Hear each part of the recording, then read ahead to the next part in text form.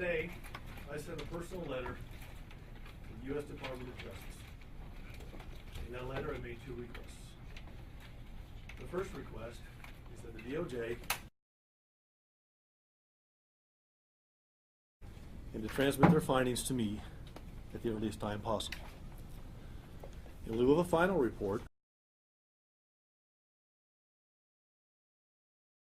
preliminary information and findings that are available at this time.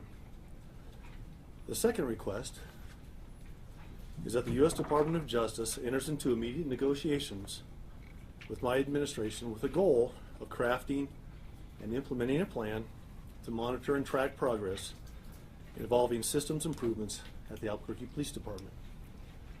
It was not an easy letter to write, and I didn't take it lightly. This letter should not be taken as an indication that I have lost my faith in the men and women of the Albuquerque Police Department. They go to work every day, and they risk their lives to protect our families, our property, and our city. And the vast majority of police officers conduct themselves with the highest level of integrity, professionalism, and honor. And I'm confident that they will continue on that path.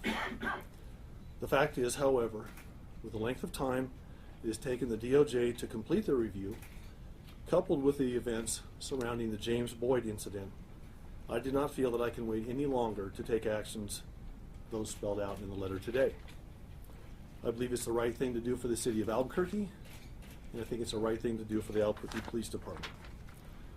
Until we have the results of the DOJ investigation, it will be impossible to fully move forward. However, immediate negotiations to implement a monitoring plan is a significant and meaningful and important action to take at this time. I'm fully aware that there will be members of our community who will never believe that we're doing all we can to improve community outcomes unless we build that partnership and continue our ongoing partnership between the Albuquerque Police Department and the Department of Justice to monitor initiatives and their progress. Over the past 4 years, my administration has implemented unprecedented reforms at APD.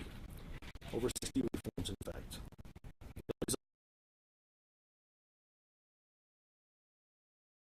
Down from the spike that started in late 2009 and went into my first year in office, we've gone from that spike to below average or average officer-involved shootings over the past 3 years. But the fact is, in light of the James Boyd officer-involved shooting incident, we need to do more, and we need to take action now. So where do we go from here? In addition to the requests spelled out in the letter, we have included for the DOJ's information several other key reforms that Chief Eden and I have crafted during his first 30 days as our Chief of Police. These reforms include the following: hiring of a fourth Deputy Chief, whose duties and responsibilities will include oversight and implementation of DOJ findings and recommendations, accountability and training measures surrounding internal affairs, mental health awareness, use of force, de-escalation methods, and critical incident training. The development and implementation of a highly monitored evaluation system for officers that will track officers from the training academy throughout their career, including any lateral entry officers, including background and other evaluations. The development and implementation of a department-wide cultural training program surrounding constitutional awareness. Also, there are several mandates from Chief Eden, including the following. He wants 100% of the Field Service Bureau officers to receive CI training and certification. That's over 100 hours of training, and he wants that done as soon as possible, including all new cadet graduates to be CIT certified upon graduation, starting with the next academy in June of 2014. Just for reference, we currently have 27% of our field officers that meet that criteria. Out of the 426 officers that would regularly, as a normal course of business, take field calls, 116 of those have the full certification. Money will be set aside also for the training pay and others, and that's part of the $1 million that's in my budget. Additional protocol and training for de-escalation techniques involving encounters with individuals in our community living with mental health issues, both at the police academy and continued in-service training for that issue. As you know, yesterday we announced $1 million in my upcoming budget that will be used for the evaluation, training, and implementation of policies and reforms related to police interaction with people who are living with mental health issues, and to implement early DOJ recommendations and to get that process started. And finally, today, the final announcement for Chief Eden's initiatives is to develop a strategic plan for all field supervisors with an emphasis on frontline supervisors, including sergeants. Part of our discussions as well, along with the DOJ and others, including Rob Perry, my CAO, is that Chief Eden will be developing and implementing a community-wide plan for interaction. We have a great number of individuals in our community that want to be engaged in this discussion. We want them engaged. We're listening. We want to have an ongoing effort to do that, not just today or tomorrow, but in the coming years as well. In addition to the action items spelled out in my letter to the DOJ today, I'm calling on our community, our state legislators, and our city councilors to take action as well. There is something for everyone to do here. And we don't want to limit anybody's response or dictate anything that any other elected officials do, but here are a couple of recommendations. To our city councilors, please work on reforms at the POC, at the Police Oversight Commission. Over a year and a half ago, we sent down 17 recommendations to the city council, who is actually in charge of the Police Oversight Commission, and they have taken action on some of those items, but I think there's more, and I'm hopeful that there's more that they can do involving the community and others. To my friends in the state legislature who I served with and who I enjoyed serving with 4 years before I became the mayor, we need your help. We need you to help craft laws to help individuals living with mental health issues, particularly individuals who have a record or propensity to do damage to themselves or others. Now that could be a Kendra's Law type solution, or it could be some other solution. But I trust that there are solutions out there. We are one of only a few states in the country that don't have some type of a Kendra's Law. And I look forward to working with our legislators in that regard. And to our community, stay engaged with us. Help us craft additional plans and solutions that work for all of us, including support of our APD officers who risk their lives for us on a daily basis. And in closing, we're all aware that we're facing some difficult circumstances right now, but as your mayor, I am confident that we can work together between the Department of Justice, and our community to craft solutions moving forward that will be good not just for the Albuquerque Police Department, but our community as a whole. So I've got time for some questions and answers. If you would bear with me, there's a lot of folks in the room today, so I'll do my best to get everybody in. So if you could hang with me as we go. Do you want to just kind of start here, maybe move around, or just want to go by hands? How do you want to do that? All right, Jeff? Mayor, why weren't some of these changes made or suggested until days before the Justice Department came back with their report? Well, we don't know that we're days before that. In our discussions with the Department of Justice and the folks that we're working with, we still don't have a time frame. We're hopeful that that's forthcoming soon, but I didn't want to wait for that. We wanted to take action today. So then why not sooner than whenever this report might be released? Well, once again, we've put over 60 reforms into place in my first 4 years in office, and we know that has made a positive impact. But frankly, the James Boyd officer-involved shooting incident really was a game changer, and we want to continue with those reforms, and we will continue with those. But pending the outcome of the DOJ investigation, we wanted to reach out to them today and start crafting a monitoring plan that I personally feel would be part of what's going to take place in the future. But I don't want to wait for the future. We want to take action today. Mayor, there's a report that was done in the 90s, and it seems like it could have been written yesterday. It talks about the high number of shootings, the costly payouts, problems with IA, the distrust with the community. Okay. Why do you think that those problems still exist today? Well, I think policing is a challenging business, and I think the environment is continually changing. And I can't refer to that report because I don't know that I have it, and I haven't reviewed it lately, and I don't know that I've seen it. It was from 1997. It's a 97 Walker Luna report. It's posted on the city's website. Okay, but because I haven't had a recent review of that or a review at all, I'll just say this. Challenges that face police departments today and communities today in some ways are new and unique, and in some ways they're the same challenges that have been facing communities and police departments for decades. We are being aggressive. We have been aggressive with reforms. We believe in the men and women of our department. We have community concerns. All of these things come together, and we find ourselves at a place today where we want to continue to do more, build an even more collaborative relationship with the DOJ and the community and the police department as we move forward. Yes, sir. There are fewer CIT officers today than there were a few years ago. Have you looked into increasing the size of the crisis intervention team? Absolutely. That's one of the mandates coming down today. It's in your press release. Chief Eden, in his first 30 days in office, has spent a great deal of his time getting started with the process of reviewing the department. One of the things that he brought to my attention fairly early is that he would like to see, and especially now in light of the James Boyd officer-involved shooting incident, he wants to make sure that 100%, that's 100% of our officers are CIT certified. We have 27% today. I don't know what other departments in the country have, but I've been told prior to today that we have a rather high number in the first place.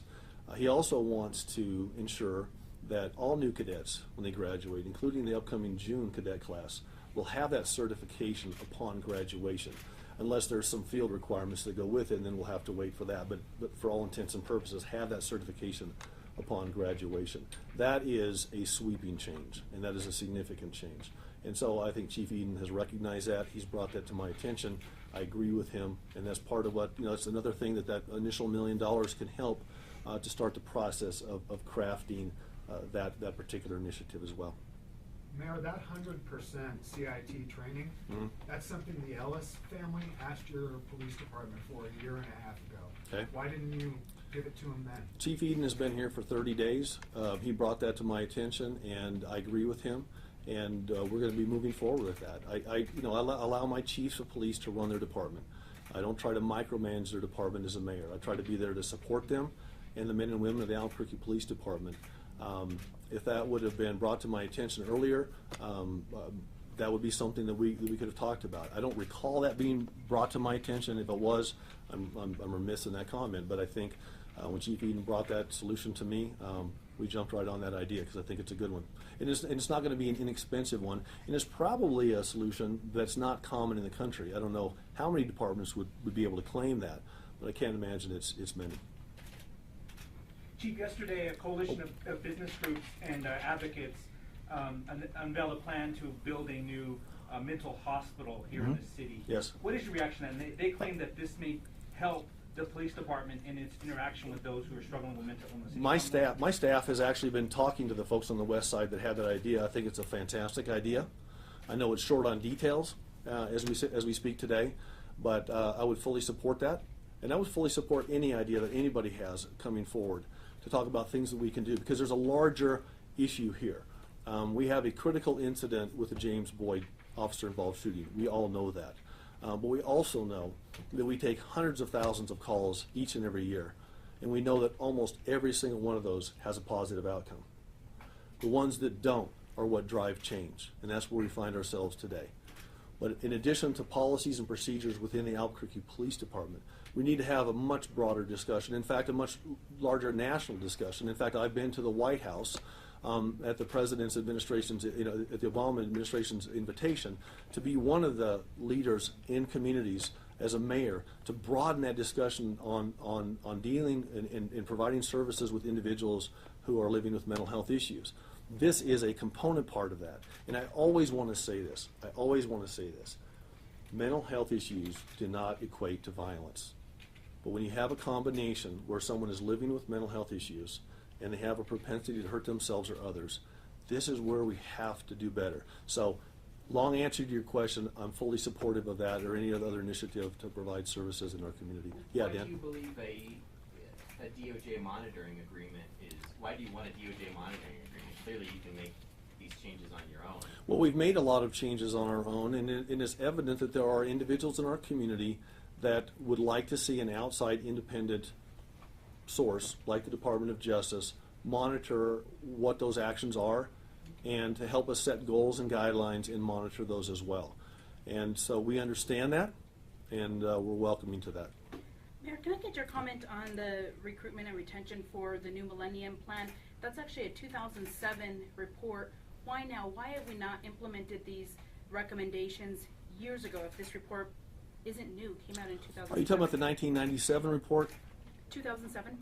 Okay, I've heard two reports. It's the Office of Community-Oriented Policing Services, released in 2007, and it is the recruitment and retention for the new millennium. So basically, it's the same. Can you just refresh me for the purposes of today's interview? That report was crafted by. That report was crafted by the Cooperative Agreement Office of Community-Oriented Policing Was Services. it between the previous administration? No, this is at a national level. Okay, I'm And sorry. so, but interestingly enough, it's the same recommendations that we're looking at today. However, this came out 7 years ago. Okay. Why now? It has the same title as we're kind of promoting for recruitment and retention for the new millennium. Why didn't we look at something like this previously? Well, we started off, and when Chief Schultz was here, we hired PERF, which is the Police Executive Research Forum. And we did that in early autumn of 2010. At that time, we'd already gotten to the point where we had an average number of officer-involved shootings in the city of Albuquerque. And let's be clear, we wish the number was 0. But the average in Albuquerque, as reported in the Albuquerque Journal, is approximately 8 per year. Okay, so we took aggressive action at that point in time, put these 60 reforms into place. And those reforms, I've got lists of them. The most prominent of those reforms may have been, the lapel camera use. We're the only, if not one of the only departments in the country that have widespread implementation of the video cameras with our officers. There were recruitment and retention efforts with that as well, and I could read you some of those initiatives here. But I'm going to have to go back and review that report and cross-reference it. But Chief Eden, like I say, he's been here for 30 days. He's come to me with some of these recommendations. I think we were very willing with Chief Schultz or Chief Banks, and now with Chief Eden, to approach their reform ideas and support those as an administration. Will continue to do that. Yes. Can you expand a little on what DOJ monitoring will mean? What does Well, it has to be negotiated. We've been in discussions with the DOJ for several days, Rob Perry, and the short answer is it could be any number of things. But what it certainly is, it will be individuals who will be paid for by the city of Albuquerque. My understanding is, and once again, this we have to have this accepted by the DOJ, and then we have to negotiate it. But the general understanding is there will be individuals brought in from the outside who are agreed upon by both the Department of Justice and the administration. That could be one person to head that effort, and it could be any number of individuals working underneath that individual in different areas to make sure that they're working closely with our command staff at the Albuquerque Police Department, not only helping craft initiatives and recommendations, but then setting benchmarks in place so there's some accountability measures, and then those individuals can act in an independent fashion, working with the community and the department to ensure everyone that the initiatives are taking place, that the Albuquerque Police Department is doing what they said that they would do, continuing with the reforms that are in place today, and any new initiatives we have coming forth from that. So it's an outside independent, it's an auditing function in one way, but also we see it more than that. We see it as a collaborative opportunity, and when the findings come through from the Department of Justice, I would guess that would have been part of that. So if we can get an early start on that, get some of those monitoring plans in place early on, use that as part of a negotiating process. Once their findings do come out, then we're ahead of the game. In your opening, you said this was a difficult letter to write. It was. Tell us why. Because I don't want it to be misconstrued as a lack of faith in our department. And I want the community to know that we're listening and we're taking their concerns seriously. And when you write a letter like this, it would be easy to misconstrue it on one side or the other.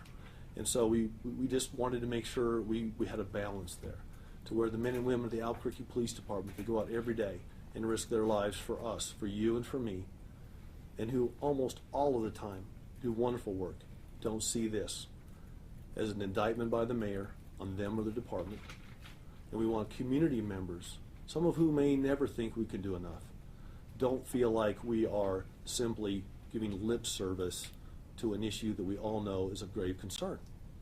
And so that's why it's difficult to write.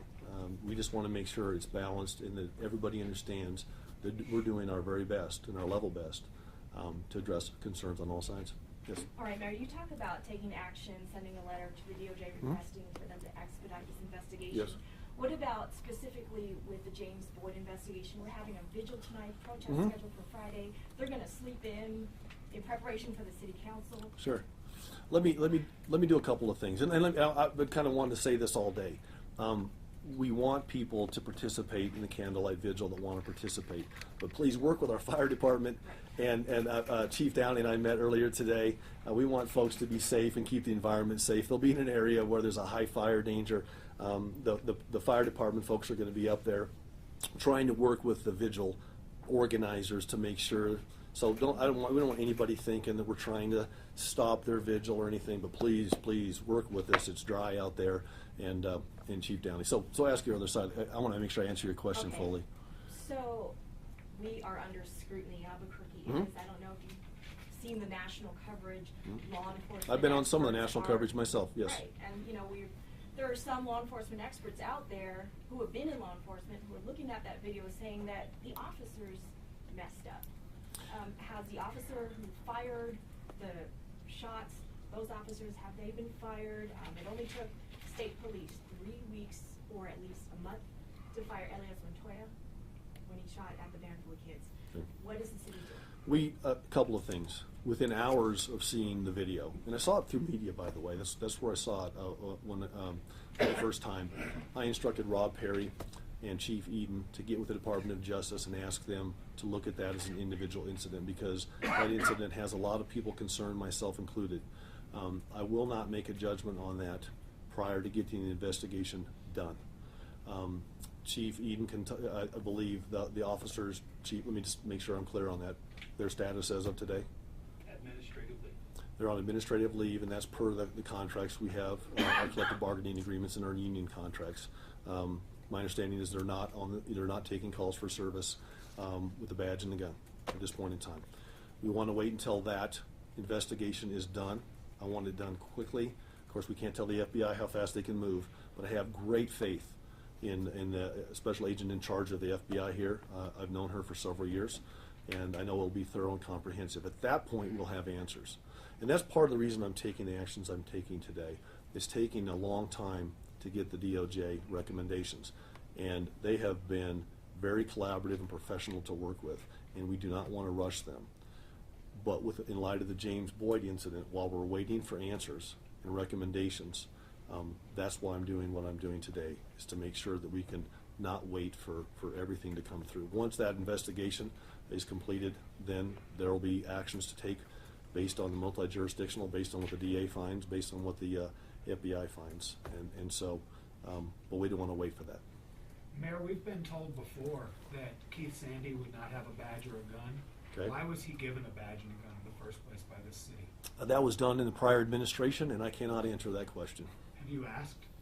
Have I asked? That is part of the ongoing investigation that we're doing, that we will find the answer to that. And I don't know the answer because it didn't take place during my administration. It took place at a time when the department was being ramped up to 1,100 officers, and I just wasn't in the room at the time, so I don't know. May we see his lapel camera footage from the shooting, please? I'm going to refer you to our Albuquerque Police Department, who's working with the FBI on that to make that decision. Chief, may we see the lapel camera footage? I'll let you. Please, I'd like to respect what we're doing here today. Chief's is here. You could ask him questions after this, but let's finish this one up. Do we have any more questions for this? Yes. Mayor, a lot of these recommendations focus on mental health awareness, behavioral health initiatives, and while no doubt important, when it comes to the DOJ investigation, the investigation isn't about the mental health status of Albuquerque. I mean, it seems like this is kind of deflecting from kind of the point of the DOJ investigation. Well, I think it adds to it. The investigations is an investigation into patterns and practices.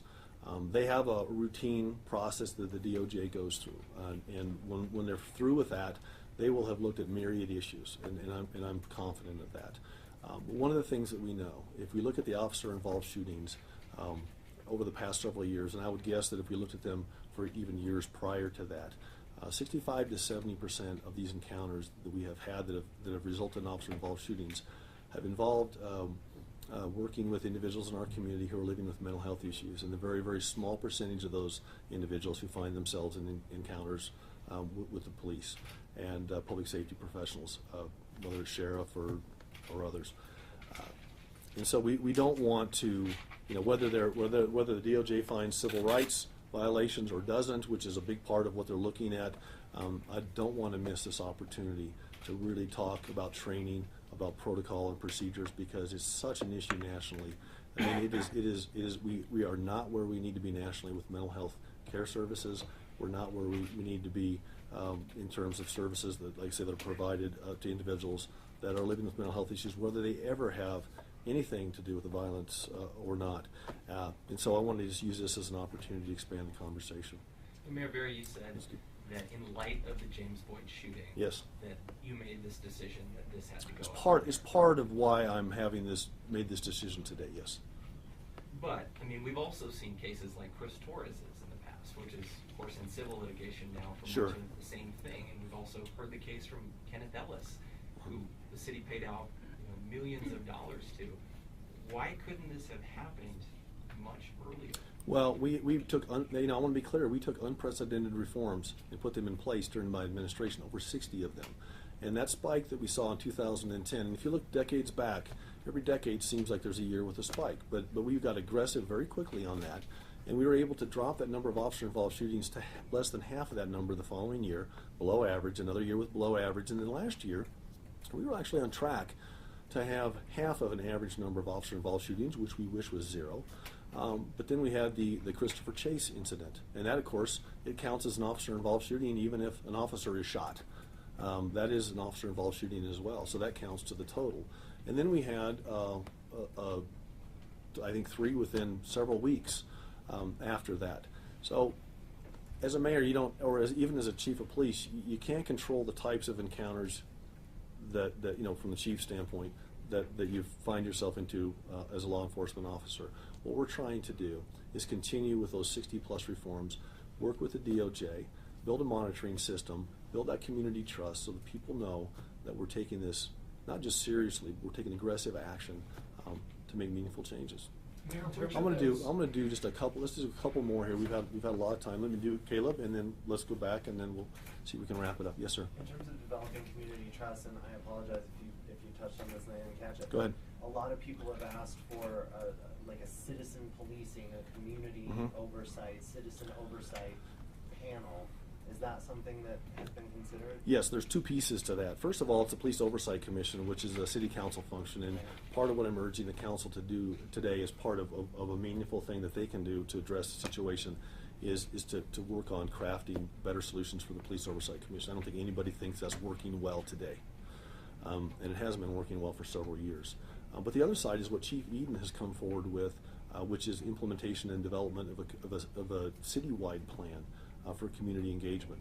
We have talked to individuals outside of Albuquerque who have been through this. There's been 50 cities that have had DOJ investigations of their police department over the recent past. 14 just, I think, since the time that they looked into Albuquerque. So we do actually have some good models out there. Every city's different. What happened in Seattle, for example, is different than what happened in Portland, and that's different than the situation in Las Vegas or in New Orleans or in Albuquerque. But even this morning, we spent about an hour with an outside consultant who is an expert in this, working through another city that had it, who's telling us that there are really great initiatives that we can craft here, specific to our situation, specific to our city. What sorts of things? Well, once again, we're just at the very beginnings of that process. The mandate from Chief Eden is that we craft that, and we craft it quickly, and we get that into place. And that will take some consulting help, and we've actually had our first conversation along those lines today. Now, Russell, let's do, can we just do Russell? 2 questions. One Yep. is can the city come back from this? Yes. Second is, you mentioned the hiring surge that happened in the previous administration. Okay. Do you think that contributed to any of the problems? I get asked that a lot, and I really, the easy thing to do would probably be to point fingers. I've never done that, and I'm not going to do that today. I have a job to do as a mayor. Whether it is determined through investigations that was or wasn't the case, that's really not what I spend a lot of my time thinking about. I think about the city today, the city that I have an opportunity and I'm blessed to serve, and how we move forward. So you don't always get to pick the cards you're dealt, but you got to work with the cards you have. And I just don't know, and I would be remiss to say it was or wasn't. I think there's some factual things there that there was certainly a ramp up, and we've had several incidents with folks that kind of were part of that ramp up. But I can't make a correlation between that. That's someone else. Somebody else will have to do that. Mayor, one last Yes, ma'am. question. Yes, ma'am. A lot of the public distrust comes from folks, people in the community who say that there are men and women in the police department who should not be police officers. Which of these sweeping changes addresses finding people who are fit for duty? Actually, it's on your press release, and let me find it. Let me just get it. It would be, it's on my notes here. It's under the hiring of a 4th Deputy Chief, whose duties and responsibilities will include, one of those things is to develop and implement a highly monitored evaluation system for officers that will do a better job of tracking officers and their performance from the time they graduate to the academy throughout their careers, to help them gain professional development, but also help spot issues even sooner. We have a plan in place today to do that. Chief Eden has told me under no, without reservation that system's not good enough. And he's told me that in his first, and that's Can you describe a little bit and what's currently in place? based on well, let me just add one more thing to that. That would include lateral officers as well. Prior to my administration, there was a lot of lateral transfers into the Albuquerque Police Department. We have not done. I don't know that we've done any in my administration, or maybe we've done a few. We've not used that necessarily as a recruitment tool. Now, as we, like other departments around the state and around the country, strive to make sure our numbers are adequate, there may be a time that you do look at lateral officers. We haven't done that yet, but if we do, we want to make sure that there's a more robust evaluation process for when that happens. Let me answer the second half of your question. Remind me what that was again. It was what's sort of in place now, currently today in the department. The chief said it's not good. I'm gonna have Chief. Maybe he can do a little one-on-one with you afterwards and do that. I know that we have, like, we track 3 incidences. Upon the 3rd incident, there's triggers that go into place and other things that happen. I've talked to our chiefs about that, but not being a public safety professional, I'd rather have you discuss with Chief. Thank you so much for coming today. We appreciate your time, and I appreciate your questions. And thank you for coming today. How you doing, man?